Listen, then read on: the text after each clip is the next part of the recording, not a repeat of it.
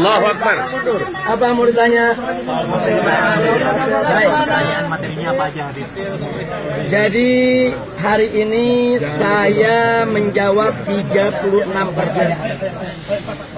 Dan semua pertanyaan menyangkut soal tesis saya tentang atau yang berjudul pengaruh Pancasila terhadap penerapan syariat Islam di Indonesia.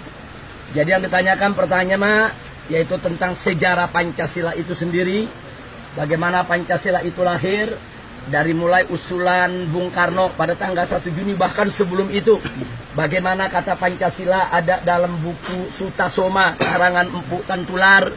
Kemudian lalu bagaimana Pak Karno pada pidatonya di sidang pertama BPUPKI pada tanggal 1 Juni 1945 mengusulkan 5 dasar negara dengan nama Pancasila.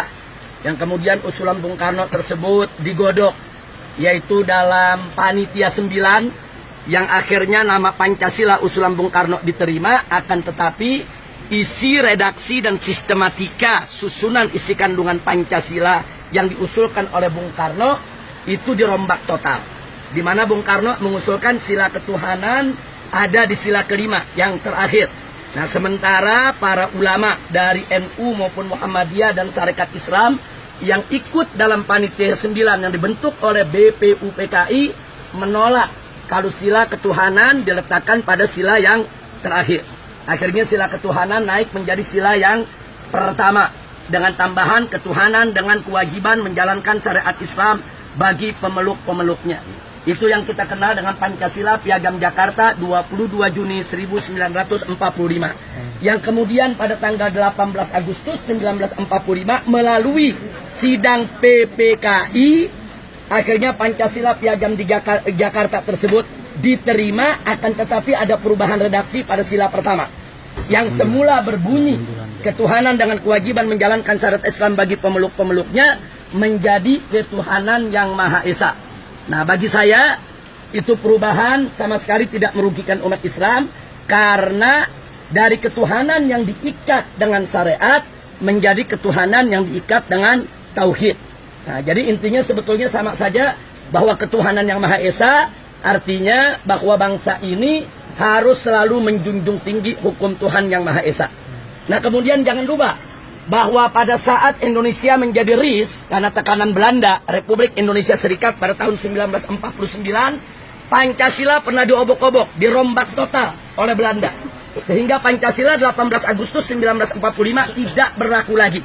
Begitu juga pada saat RIS berubah menjadi NKRI atas usulan integral Pak Nasir ketika itu, akhirnya ada konstitusi Undang-Undang Dasar sementara tahun 1950 masih menggunakan Pancasila produk RIS. Nah, baru pada akhirnya melalui dekret Presiden 5 Juli tahun 1959 Bung Karno mengembalikan, yaitu Pancasila Undang-Undang Dasar 18 Agustus 1945 sebagai dasar negara, dengan ketentuan dijiwai oleh Piagam Jakarta 22 Juni 1945, dan itu masih berlaku sampai hari ini. Nah, itu bagian diantara yang saya ditanya soal sejarah Pancasila itu sendiri. Nah, jadi saya tekankan di situ bahwa apa yang disampaikan oleh Bung Karno pada tanggal 1 Juni 1945 baru berupa usulan, belum menjadi dasar negara, karena belum disahkan oleh BPUPKI dan tidak juga disahkan oleh PPKI. Nah, jadi kalau ditanya Pancasila yang berlaku hari ini adalah Pancasila Dekret Presiden 5 Juli 1959 yang mengembalikan Pancasila Undang-Undang Dasar 18 Agustus 1945 sebagai dasar negara.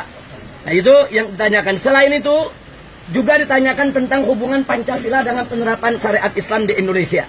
Saya sampaikan sekali lagi di sini bahwa Pancasila tidak pernah melarang penerapan syariat Islam di Indonesia, sama dilakukan melalui koridor konstitusional.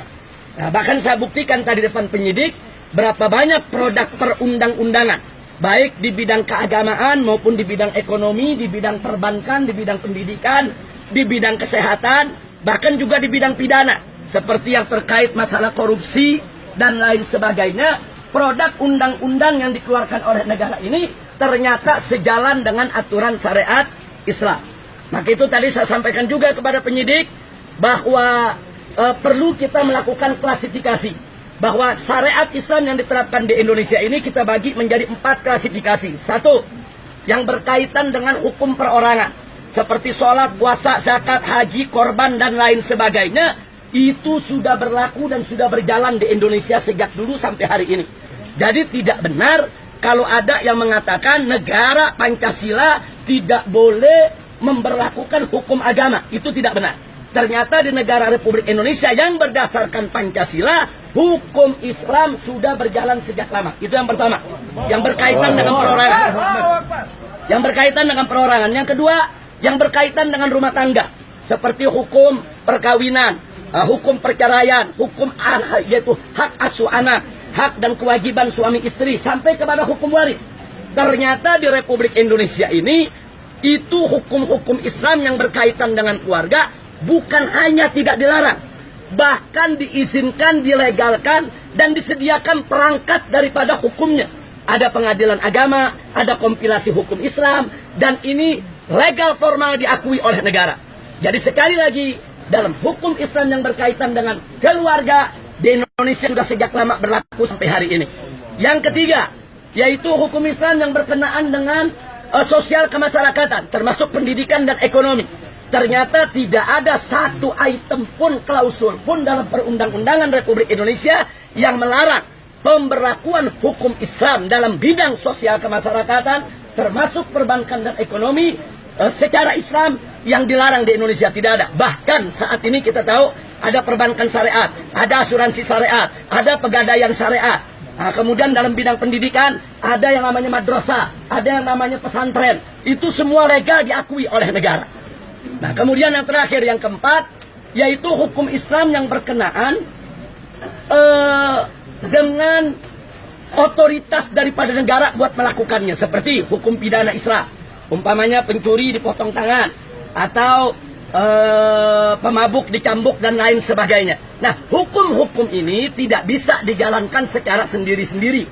Ini harus negara yang menjalankannya. Nah, di bagian keempat ini kita akui memang di Indonesia belum dijalankan. Bukan berarti nggak boleh, bukan berarti nggak bisa. Besok atau lusa, hukum pidana Islam bisa berlaku di Republik Indonesia manakala disahkan oleh DPR dan pemerintah.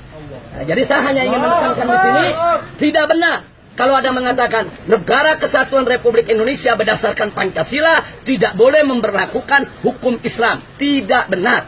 Jadi saya buktikan secara ilmiah melalui tesis yang sudah diuji dan bisa dipertanggungjawabkan. Ternyata Pancasila tidak bertentangan dengan ajaran Islam, dan Pancasila tidak melarang pemberlakuan penerapan syariat Islam. Bahkan Pancasila membuka pintu selebar-lebarnya untuk pemberlakuan hukum agama di Indonesia selama dilakukan secara konstitusional.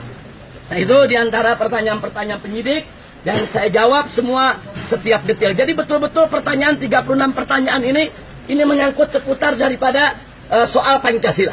Dan itu sudah kita jawab. Dan juga kita tekankan ada pertanyaan yang menarik. Apakah pemberlakuan syariat Islam di Indonesia ini berkaitan dengan pemberontakan yang pernah terjadi di Indonesia? Saya ingatkan bahwa sejumlah pemberontakan yang terjadi di Indonesia ini tidak hanya dilakukan oleh umat Islam. Ada pemberontakan DITI, tapi jangan lupa ada pemberontakan RMS. Kemudian ada pemberontakan PRRI. Kemudian ada juga pemberontakan OPM yang sampai hari ini masih bergejolak ingin memerdekakan diri dari Indonesia. Nah, gerakan Islam khususnya seperti organisasi-organisasi besar di Indonesia seperti NU dan Muhammadiyah.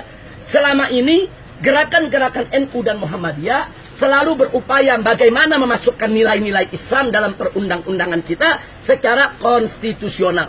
Nah, karena itu saya dan kawan-kawan di GNPF MUI, begitu juga khususnya di FPI, ingin mencontoh langkah-langkah daripada senior-senior kami, orang-orang tua kami, baik di NU maupun di Muhammadiyah dan Sarekat Islam, bagaimana melembagakan hukum Allah, melembagakan syariat Islam dalam hukum formal Indonesia secara konstitusional. Nah, jangan lupa, yang memperodok perundang-undangan ada DPR. Nah, kalau 2/3 anggota DPR setuju pemberlakuan syariat Islam dan disetujui oleh Presiden sebagai kepala negara, setiap saat hukum Islam bisa berlaku di Republik ini. Saya kasih contoh salah satu. Seperti sekarang kita kalang kabut menangani kasus korupsi. Diberantas di mana-mana, korupsi makin menjadi-jadi. Nah, sekarang Islam menawarkan, nah kalau korupsi tersebut membuat negara bangkrut, kenapa tidak dihukum mati? Nah, kalau nggak mau dihukum mati, sekurang-kurangnya hukum potong tangannya, saudara. Nah, jadi jangan kemudian dinilai hukum ini kejam, sadis, tidak berkemanusiaan. Enggak begitu. Kalau kita ingin tahu indahnya hukum Islam itu memberikan efek jerah. Itu satu. Memberikan efek jerah. Dan kedua yang menarik, hukum Islam itu praktis. Nah, artinya apa? Orang mencuri, potong tangan. Orang mabuk, dicambuk. Kemudian orang membunuh, ya kalau diberlakukan kisos, ya dibunuh. Sehingga kita nggak perlu bangun penjara banyak-banyak. Kita nggak perlu bangun penjara banyak-banyak, nggak perlu kasih makan para narapidana, nggak perlu lagi umpamanya untuk membayar para sipir-sipir penjara yang menjaga. Nah, ini bisa melakukan penghematan luar biasa untuk negara. Bayangkan, sekarang ada orang melakukan pembunuhan, di penjara 15 tahun. Berarti selama 15 tahun, negara harus memberikan dia makan, listrik, air, gedung di penjara, dan menggaji para sipir. Ini kalau ini dilakukan terhadap 1.000, 2.000, 100.000 para pembunuh, berapa triliun kerugian negara. Tapi kalau para pembunuh-pembunuh tersebut divonis, dihukum mati, dikuburin, selesai, nggak perlu penjara. Nggak perlu penjara, nggak perlu ngasih makan, dikubur, selesai, tahlilin aja, selesai. Nah, jadi ini yang perlu saya sampaikan. Jadi jangan hukum Islam itu dijadikan momok. Dan jangan juga curiga kepada gerakan Islam akan berupaya menerapkan hukum Islam melalui cara-cara inkonstitusional. Tidak, kami tidak pernah berpikir dengan cara-cara yang inkonstitusional. Kami selalu berpikir dengan cara yang konstitusional. Nah, itu yang perlu kita sampaikan. Ada pertanyaan? Mengenai masalah pra peradilan itu sendiri, rencana seperti apa?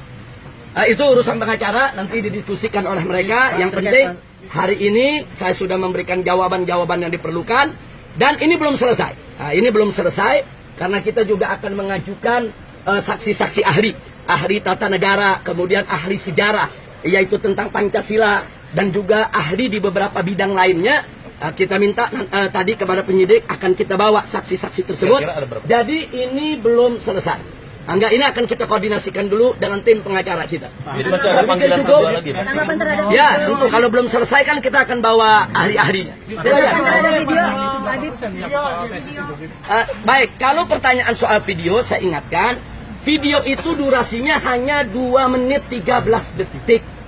Jadi dengan rekaman video yang diedit sedemikian rupa, dengan durasi 2 menit 13 detik, tidak bisa dipertanggungjawabkan. Dan saya sendiri keberatan kalau video itu dijadikan sebagai barang bukti atau alat bukti, sebab dengan editan ceramah 1 atau 2 jam menjadi 2 menit 13 detik, ini bisa menimbulkan persepsi yang berbahaya.